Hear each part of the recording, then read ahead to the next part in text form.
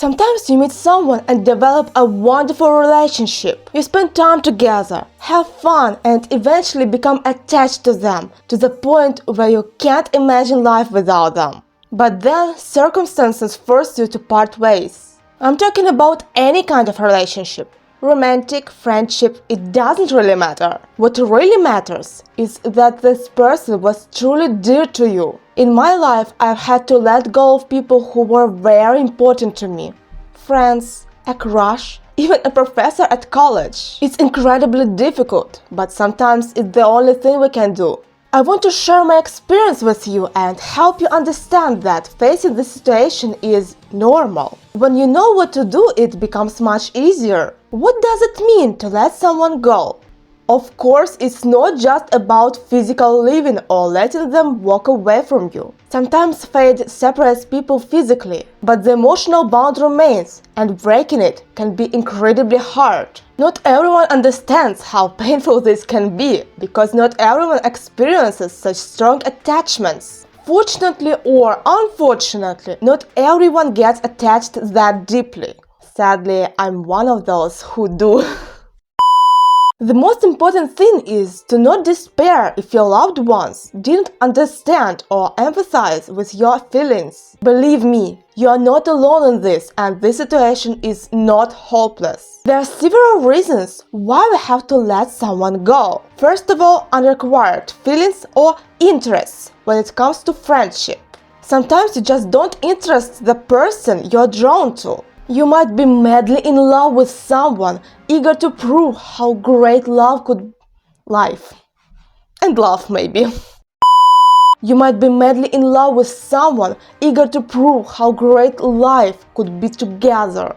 But for them, there is just one tiny thing about you they don't like, and often you would never know what. In this case, trying to prove anything is pointless. If someone doesn't like you from the start, it means they don't need you. And that doesn't mean there's anything wrong with you. Once I heard a saying, no matter how perfect of peach you are among all the peaches in a basket, some people simply don't like peaches. They might like apples or bananas, but no peaches. Trying to win over someone who doesn't care about you is like pouring your energy into a black hole. Is it really worth it? I don't think so. The same applies to friendship. You might not interest in someone simply because they have different needs, or the relationship has run its course.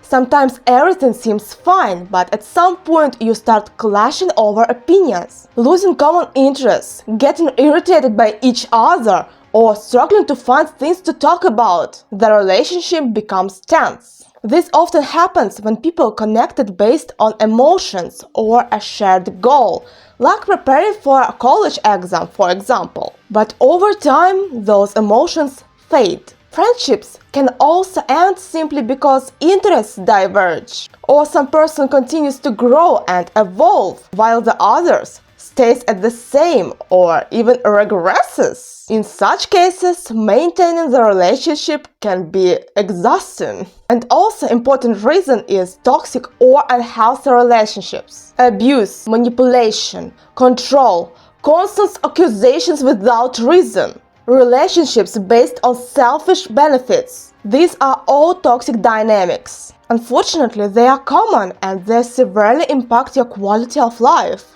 Sometimes you may feel deeply attached to a toxic person because manipulators are skilled at creating emotional dependency. But if you want a peaceful and healthy life, you need to find the strength to say goodbye. I couldn't break free from a toxic relationship for 4 years. Even though I still miss that person, letting go was the best decision. If you are interested in the full story, I'll leave a link in the description. So, why it's so hard to let go? It all comes down to how our brains work. The brain struggles to let go of what once brought it pleasure. When you were around that person, your brain released happiness hormones. The attachment you feel toward them is similar to addiction. When the brain stops receiving what it craves, interaction with that person, it experiences withdrawal. During breakup, the same appears of the brain that process physical pain become activated. That's why emotional pain can feel so real. So, how to let go of someone? First, you have to recognize that it's temporary. Step back and observe your emotional state objectively. When you have a cold, you don't see your illness as the end of the world. You know you'll recover in a few days. The same applies here. Right now it hurts, but with time it will get easier. Do you have anything for a broken heart? Wait a second. Okay, what's this? It's time. Most importantly, don't isolate yourself. Keep living your life and remind yourself that this will pass. Your brain is currently sick. It's processing a situation that makes you feel awful. But understanding that this is normal can already help you calm down and see that you are okay. Please don't suppress your emotions. Let yourself fully express what you are feeling. Cry it out. Scream into pillow. Go somewhere secluded and yell if you need to.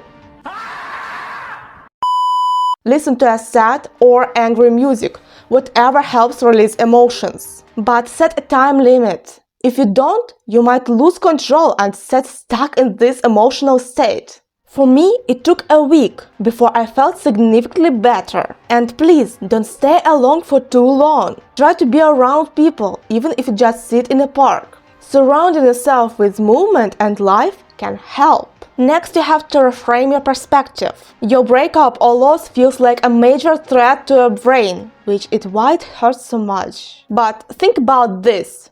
There are 8 billion people in the world. Do you really believe there isn't one person who will love you for who you are? Seriously?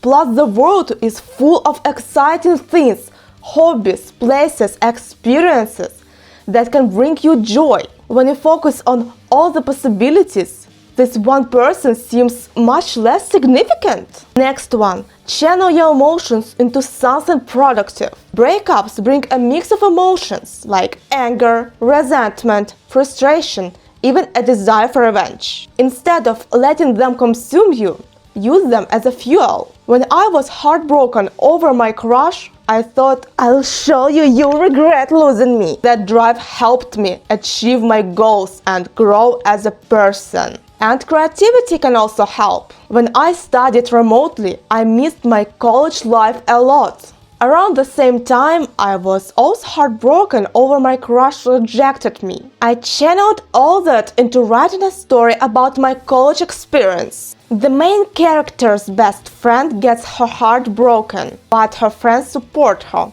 even the main character. That part was especially meaningful to me. It reminded me that rejection doesn't mean being alone. I'll definitely translate and edit that story someday. It's really dear to me. And last one, but not the least, take care of yourself. Breaking up are a huge stressor. Help yourself recover by maintaining a healthy sleep schedule. Exercise, eat nutritious food, and get enough vitamins. For example, bananas boost my mood because they contain potassium, but don't overdo it. Balance is key. Letting go is hard, but it's possible. You will get through this. Please take care of yourself, and I'll see you in the next or previous video. Bye bye, see you later.